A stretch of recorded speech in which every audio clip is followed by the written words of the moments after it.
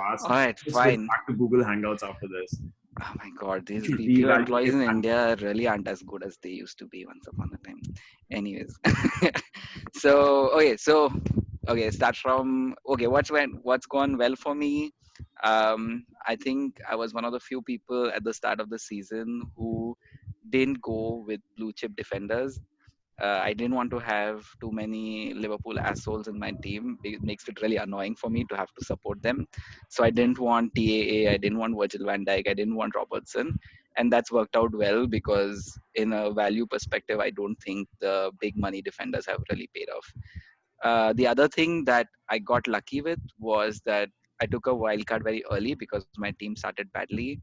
I got rid of Salah, and that's been good because it's given me a lot of leeway then to get in the Manes and the De Bruynes and the Sterlings. And my midfield, I've almost always had all my five midfielders play because it's been pretty strong.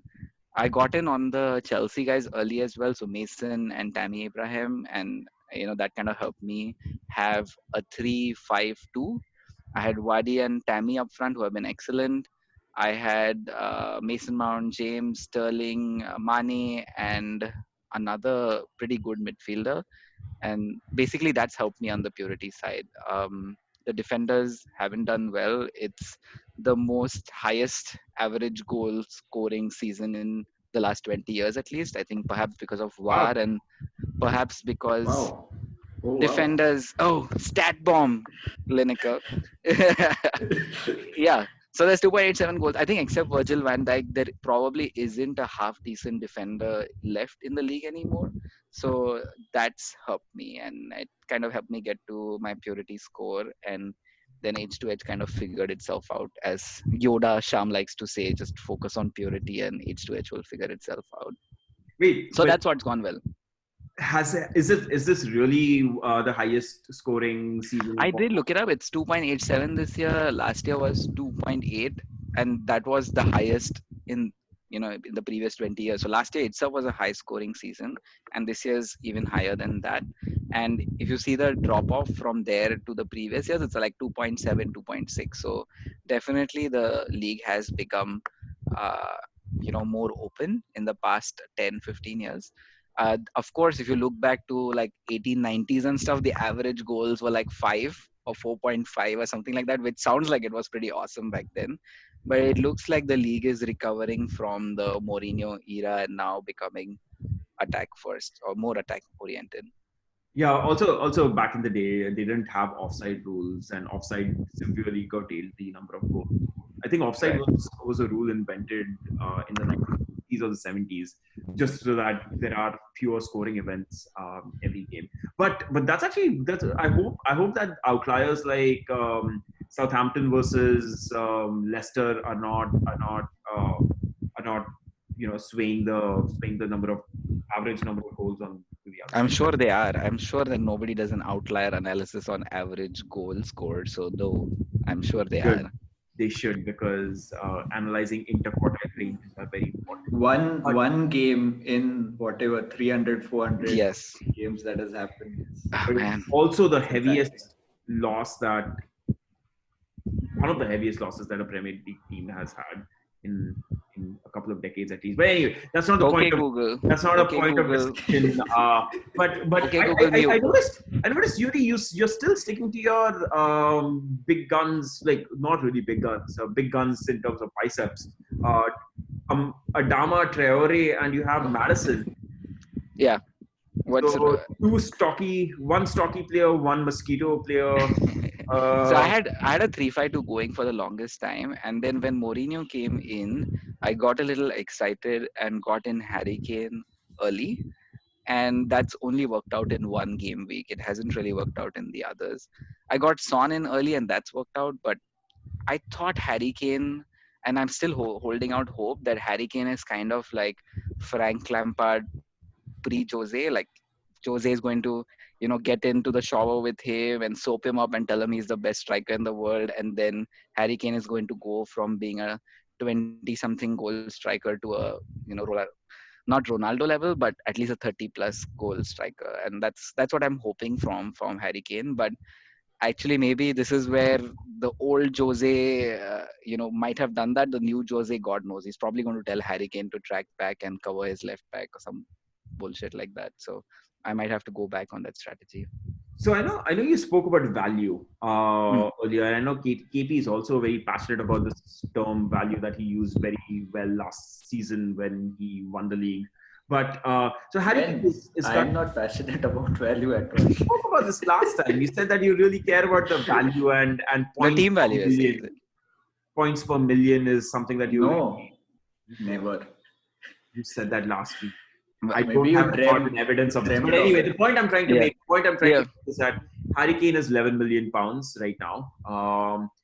He does not deliver a goal or more than a goal every week. He is now sitting back. You also have players, and also everyone knows this. Strikers get 1 point less for every goal that they score. He probably is not on bonus points every single game week. So how do you justify spending £11 on Harry Kane when you don't have a Liverpool asset or asshole or a Man City asset in I your can't. team? I can't. But And that's it's where it, a it was it was a punt, right? It was I'm hoping that, basically Jose works his magic on him. He does a John Terry, he does a Lampard, he does a Drogba, whatever it is, like taking that quality of player and taking it to the next level. Like this is the kind of player that Jose wants, right? He's already in his prime. He's 26, 27, whatever he is. Is he 26? And he's probably already just short of world class. And this is what Jose is probably maybe good at, that he can take him up that 10% and take him to world class. You can't get Jose to take somebody from 50% level to a 70% level, but you can expect him to take somebody from 90% to 95%. So I am hoping, and I mean, that was the plan. I was hoping that Kane is going to start scoring 2 goals, in almost every game or every other game. He has done that in the past even, and that was the idea. Whether it works or not, I don't know. And I can always, go back to a Mane, because I mean, Kane is quite expensive, right? That's true. I and mean, I think Kane would be more explosive. So it's actually Yeah. a punt and a differential. At least for a Yeah. When short he term, it's scores, a he good seems to score strategy. hat tricks. I think Kane under Pochettino is was a goal scorer, whereas Kane under Jose Mourinho is more of a provider to Lucas Moura, Son, and Dele Alli, and also have the stats shown so far. We'll see if he transforms himself because historically, I think it was last season or the year before last where he scored 2 hat tricks during the Christmas period, back-to-back hat tricks too. So we'll see. And Yuri, he's a great differential because you're the only team in our league that has Harry Kane.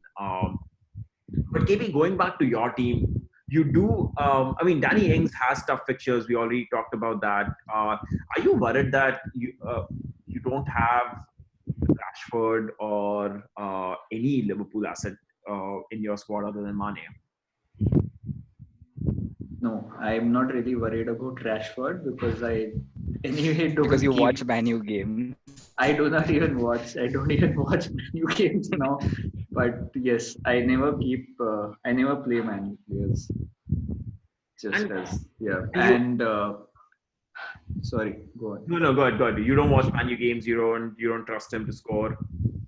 Yes, and Mane is there anyway, and I was going to keep TAA in, but then I saw the fixtures and I saw that this guy Aurier is maybe he has better chances. I'm hoping he'll put in some cross which Kane or someone will convert. And I do plan to bring TA back in maybe after 3-4 game weeks. And And I I don't don't know know if if you've heard, but Liverpool are playing the most number of games ever played in the yes, history of football in yes like they do. 7 hours. They're going to play 7 matches in 7 hours. I don't know if you've heard of it, but it's something that they're keeping on the And quiet. yesterday itself, the game went to extra time, so they had to play 250 minutes or so, I think, in total. Shit, So, man. yeah. Inhuman, modern day slavery. Does this also include lifting trophies and flexing those muscles as they do? Because that's So that's sad. Yes. extra gym time for them. Um, But anyway, I'm hoping that sometime I can bring back Sterling. Uh, or Aguero also seems interesting. but then again there's rotation. So I don't think during Christmas it's a bad idea to get in Man City assets other than the ones you have. So, so a good segue into the next topic. We have the upcoming Christmas fixtures. I think we have 39 games in the next 7-8 days, spread across 3 game weeks, which means games are coming thick and fast. Transfers have to be made thick and fast. How are you navigating the situation, KP? And then after you, Yuri. Uh, so for the next immediate game week, I don't think I'll make any transfers because my team is pretty well set. After that, I think I'll do 2 transfers, but I really don't know who I'm going to bring in because my team is quite good. So I'm not sure. Maybe, no, I really don't know. I was thinking Tottenham, but that means I'll have to do 2 transfers to just get some Tottenham outfielder in. So I really don't know. We did see KDB go off with cramps today, so I don't know if he's going to start or play Yeah. full 90 minutes. So maybe he's one of the moves you could make to get Gabby in. But I have value. I have value. Yes, tied in. Chewy. No, go on. Sorry, Neil. And Yuri's better half. What's up, Keep Tanvi? going. They are both gone. Yeah, go on. I Sorry. have value tied in also, so I don't think I'll transfer out KDB. I think I'll bench him probably because but that was just cramp and he was walking and it was in the last minute anyway, and he seemed like he was just eating up time. Yeah, But I mean, I think overall my team is good. I really don't see any transfer. Or maybe Tammy Abraham is one. I think if Chelsea, I see that for 2 more game weeks they are not really playing as well. Then I don't know. I'd bring in Jimenez or someone. my team is very good. Famous last words from the defending champion. Yuri, what are you planning to do over the next 3 weeks?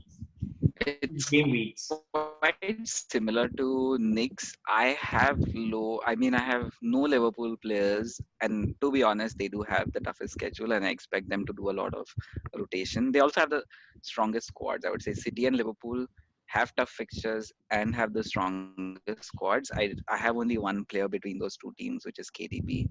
For everybody else, and this might be something for you to do some statistical analysis or something, but I feel like teams are not rotating players as much. Is that right or wrong? I don't know, but I feel like the value of having a core set of players play week in week out with a few changes here and there, it seems to have taken over the old way. Like I remember Ferguson like chain chopping and changing every week, drop 3 players, bring in 3 players, keep things fresh. I don't see Leicester rotating at all. I don't see Manu rotating at all, which, of course, Manu is not a good example because they also don't play very well. I don't think Tottenham rotates. I know Jose Mourinho absolutely does not rotate. He'll play his favorite players week in, week out. It doesn't matter if they're dying or whatever. And who else is remaining in the big teams? And Arsenal, of course, it doesn't matter. They could rotate, couldn't rotate. It's all It the doesn't same. matter. The team is. It doesn't really matter. So then it's just City and Chelsea. Liverpool who seem to rotate, or even Chelsea. Like, do they? I feel like Yeah. they play the same team almost every week. The only thing they change is Pulisic comes in for Willian. Otherwise, the defense is the same. Mason Mount plays every game. Tammy Abraham plays every game. So I don't know. I feel like there has been a change in the league somewhat, where I feel that the same set of players are playing, and if you don't have a City or Liverpool player, you're fine. I think. But some of the teams also have less than 48 hours now for, I think around Christmas or after Christmas. So that Yeah. is the one where, since They there's might. not been much rotation, they would be. They might. And But also another point is Christmas. The Christmas crazy fixtures period hasn't really started. Today Yeah. was essentially the first of a flurry of games to come. So we might see some rotation on Boxing Day or right before New Year's, where I mean, for sure, we might see the likes of JB Vardy, KDB. They're not going to finish 90 minutes across 3 games over 5 day period. So we will see rotation, but I think I do agree with you. Teams, maybe it's the training regimes that have allowed players to be fitter or run less and still be as competitive than previous years. But we shall wait and see. No one can predict rotation, So unfortunately. you're right. And when Because I'm saying I've rotation, heard, yeah, yeah, go on. because I've heard that Liverpool fullbacks have been running much more or lesser. What is it? I don't know. I heard that too, but unfortunately, I couldn't find that recording to confirm. Do you happen to have that recording? Okay, this was an internal joke because I said something ridiculous last week and Sham called me out on that. And I conveniently chose not to have that recording available for everyone. So there's no track of me saying or quoting ridiculous stats. But quoting ridiculous stats is not my thing anyway. I am very rational when it comes to stats. One of the biggest regrets, in fact, I had a great segue into the next topic too, and I'll start off over here. One of the biggest regrets I've had was not captaining KDB versus Arsenal last week. I was very close to captaining him. He's had the most number of shots for a midfielder in the City lineup against a team who've taken most number of shots in the Premier League, who are without a manager, completely outclassed by the defending champions. I don't know why I didn't captain him, but it was very close, and that was That does sound pretty ridiculous because KDB against Arsenal, like he is that kind of player who Arsenal just cannot defend. He's making late runs in the box while Shaka is fixing his hair. He's going past him. Like it was almost nailed on that he would score. right. Vardy against Arsenal is the other nailed on one. Like I just know that Yeah. he always scores. Right, and him playing against a non-existent left back, a non-existent midfield, and a centre back pairing of I mean was Whoever, Doesn't matter. whoever It had doesn't really whoever, matter. yeah. There are no adjectives anymore to describe Arsenal centre backs. Yeah. But any regrets so far, and any corrections that you might make? We'll start with KP. uh, why are you starting with me always? Because you're the defending champion. You set the Doesn't- tone. You set the tone for the team. So no, actually, after what you said about KDB, I think one of the regrets is not captaining Ings this week because he was playing against Aston Villa, who have a lot of injuries, and he's just in such good form. So it was, and everyone's been saying this is the game week actually with the uncertainty where it's the time to play differentials and back differentials. So that's one of the regrets. The other one, I don't think I really have. Lundstrom benching was one, and yeah, nothing apart from that. Not that any of, yeah, nothing. Nothing comes to mind. I think 2 or 3 weeks ago, when I think Man City beat some team, I don't even know who, 4-1, 3-0, something like that, and Sterling and De Bruyne scored. That game week, I took out Sterling and De Bruyne and cost myself 4 points to bring in Harry Kane, who then proceeded to score, I think, 2 points. So that's probably been my worst move this year. But Did other you than also have that, captain Harry Kane that week? and I captained him, so he did score 4 points actually. And yeah, that's been my worst so far. But otherwise, in general, because I'm watching less football, I'm averaging maybe half a game a week now. I feel like I'm a lot more chill about my subs. I let game weeks go by without a sub happening. I use both the subs at the same time, and that seems to be working this year. I'm not as reactive to stuff that happens. Like last year, I would see somebody score and be like, okay, I'm going to take the hit and bring this guy in before his price goes up. I'm just not doing that anymore. I don't know who scores or doesn't score. One of my regrets has been, oh, sorry, you're reacting to him. No, it's okay. It's okay. Go. Okay, KP.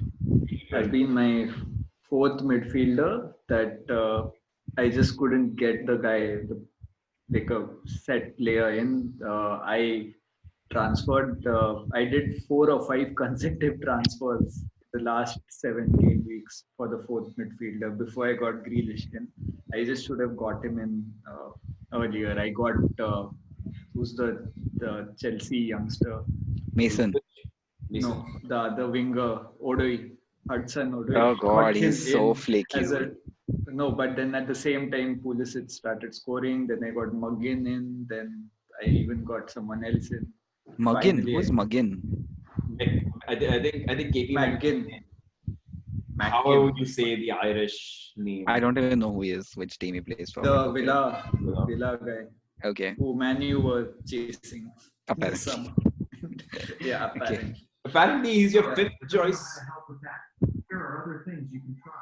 Ignore. He Is apparently. Katie watching TV so loudly? Is this a sign for you to like shut that That's a shit down and bot. come to bed? No, it is. It is. That's a However, bot, a I sign. think. It's my bot running in the background. It is, however, a sign that we should end this episode because we'll be doing more. I feel like I'm the only one that has made my time available, or I don't know how to put it any better. But yeah, please sign up, folks. There are still 8 slots. I know KP has signed up for another Christmas period. It's going to be a crazy round of fixtures over the next 3 game weeks. Lots and lots of movement in our table, both Purity and H2H. But yeah, we'll continue our chats online and on chat. Are you wrapping up? Is I this am what's happening? absolutely wrapping up. Can This we is do my one fun thing? Can we make like one outlandish prediction about a player? All right, For go. because go. I have one lined up. All right. I think This was not part of the agenda, Yuri, which you no, hadn't. but I thought anyway. about it. Mohamed Salah has peaked last year. He will never score as many goals again as he did last year. He is Last year, you mean? was it last year? Last to last year, whatever. Last year, Last 2 he years got the he has golden scored a boot lot of last year. goals. He got I the think golden he's boot. peaked. I think he might be overrated.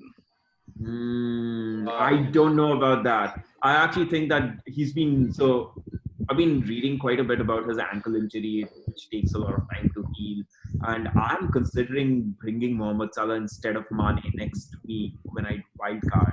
And I think his goal is still. You should absolutely do that. And I might, and I'm probably going to. I don't think he's. I definitely think he's peaked. I don't think he's going to score more than 21, 22 goals that he scored last season. He's definitely in a team that's scoring a lot. I just feel like teams have figured him out because he is not. I don't know. I still don't feel like he has one big asset. He is fast, but not blazing fast. He is skillful, but not super skillful. I think his movement is good, and Liverpool's passing to find him early is good. But I feel like left backs know now to not bomb on forward and give Salah, the freedom of the right wing. He will score if you do that. I feel like he doesn't have that extra tool in his toolbox to unlock defenses like a Messi or a Ronaldo. So he's just not going to be able to take that next step. So I'm looking at stats, and again, like, sorry to bring it back to stats, right? But Mohamed Salah has the most shots on target over the last 6 weeks, outscoring Jamie Vardy even by 3 shots. He has the most number of shots in the box, again, 2 shots more than Jamie Vardy. He has an expected goal return of 4.0 over the last 6 game weeks. He has an expected assist return in open play of 1.0 in the last 6 game weeks, higher than any other player. This is in spite of missing an entire game week due to injury. That's why it was a controversial, outlandish prediction, right? Otherwise, if I went with something that was statistically correct and proven, then it wouldn't be so outlandish, would it? Fair enough. So you're betting against the odds. Yes. KP, outlandish prediction of this season, or maybe let's say over the next 3 weeks during Christmas. Of the season, I think Arteta will be a flop. I think I'm surprised. Arsenal are not going to improve that much. I'm surprised we didn't talk about this. We should absolutely talk. We should give Vikas 5 minutes to talk about Yes. Arteta. I've spent And Ancelotti. I've spent almost all of yesterday watching every single Mikel Arteta video that's out there, especially the videos from the last 3 or 4 game weeks. I've read articles about how he's. Are these videos of him sitting on the bench as a manager and you're just looking at how he looks? Like, I'm not sure what videos you're seeing. He does have very piercing eyes and a very impeccable hairline. What's up with his hair? I have no idea. And how do I get that? But anyway, he actually does come across. I mean, come on, like put on your objective hat, and he does come across as a very well-spoken manager.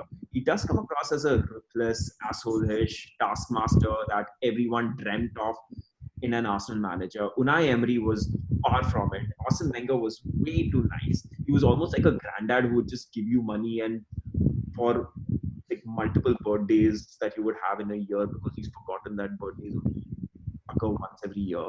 Um, but yeah, he does come across as that was a tangent. Sorry, I'm a little drunk. But Mikel Arteta is comes across as a very rational person. He has his own strategy. He loves his tiki taka play. He has, I mean, it seems like he has a plan for every single player. If you watched his press conferences, he says this one thing very clearly where he wants to chat with every single player, understand their motivations, understand where they're more comfortable playing, and then make his point across of what he demands of that position and then what he demands of that player in that position. And I haven't seen any manager come all guns blazing right out of the gate like this in their first press conference who not only call out players who are underperforming but also calls out the whole team and the squad saying that they've lost their identity. I actually think that he's going to be a really good manager. We should give him at least a season to show his own skills and then judge. Even if he's a flop in 2020, throughout 2020, early 2021, he needs at least three transfer windows to prove himself. This is not a squad of players that he can play with anyway. I mean, you look at David Luiz, you look at Callum Chambers or Socrates or even Mustafi. That's an infixable defense. He needs some time. He needs the tools that he needs to make a defense click. That's which is our biggest problem right now. Okay. Then Although I agree with Nikhil's prediction, but uh, good. I'm glad that you are hopeful. What That's about all. Vikas's prediction, or is it done? but That but was an anyway outlandish about this. prediction that Arteta is going to do well. No. That was not an outlandish prediction. I do think that Arteta needs time. He will do well over the next 2 years. Although one of my predictions is that I think that Man City will falter further. I think they they are underestimating the impact of injuries and the lack of attacking force they have. So I won't be surprised if they barely finish fourth this season. Raheem Sterling is not firing. Jesus is not.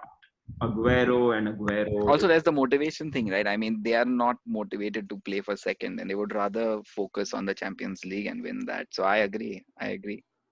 Yeah, and which actually opens up the door for Jose Mourinho or even Frank Lampard to finish the top four. So then I would. Liverpool is anyway being gifted the title. It's not Yeah, going it's to be as almost like, special. yeah, It's it's like, yeah, nothing please great about it. take it. Get It's you a and your it's a fans done get deal. done with it. So I you think spend tons of cash, and everybody else kind of is really not in it, don't really care about it. So yeah, they're being handed over the title. Just fine. I guess for them, that's still valuable. I would die for a title right now or any type of success. I would even take a win over Southampton, a convincing win over Southampton at this point as an Arsenal fan. But yeah, those were outlandish predictions. From an FPL perspective, I do think that Harshad is going to run away with the league in the next 3 or 4 weeks. I was looking at his squad. He has You mean head to head or purity? I Yeah. mean purity. Purity. He's going to run away with the league. Sham is closing in, but Harshad is casually just walking away. I'm pulling up his squad right now. I looked at it earlier today. He has Danny Ings, he has Jamie Vardy, he has Mope, who has good upcoming fixtures, Jack Grealish, Kevin De Bruyne, Son captaining, and I think the biggest strength is his bench. He has done well so far in spite of Trent Alexander-Arnold not scoring very well, and of course he has Sadio Mane, and I believe he also has his white card. No, he's used up his white card. So anyway, I actually think that it's a pretty strong squad over the next 3 or 4 weeks. Very similar to KP's, but he already has a head start with a 30-point lead. So my prediction is Harshad will win I H2O. think 30 points lead is not that much because there was a time when you were at 100-point lead or something, and that didn't last very long, right? So But 30 is nothing. you're forgetting an important attribute. I had a 30-point lead, and I am horrible leading the pack because And Vikas has his wild card left. I have my wild He's card. not used a wild card in the first half. No, I am Why? very excited to use it. But I think I think I'm with KP over here. I do like my team. In fact, I think that using a wild card will make my team suck even more because I'll be forced to make a change only because I have a wild card, not because I need a change. But we'll see. Right. Anyway, Yuri, Let's wrap up. I don't want to keep you from eating your fantastic Din Tai Fung lunch. Yeah, you only I- kept me till 2:40 p.m. So 2:40 p.m. I don't think it was just me. I think it was mix of so things. It was your Star Wars T-shirt. It was your headphones. Anyway, KP. Is this a 1 hour? Has this been a 1 hour episode? No, it's been 40 minutes so far. But well, 40 KP, minutes plus the other 20 Plus. minutes that we recorded twice, right? including that. All right, final comments, KP. I shall see you again in about 4 days when we do another of these videos. Hopefully, keep it short, 20-minute long. But final thoughts. Thoughts? Any thoughts? Don't watch football. Don't follow FPL on the weekend. Be happy. Friends are more important than football. Go out, get a life. I have nothing else to say. Touche. Everyone enjoy your Star Wars weekend, and we shall catch up with you in Wenger Morghulis Extra episode number 11 coming to you in 4 days. Thanks all. Bye.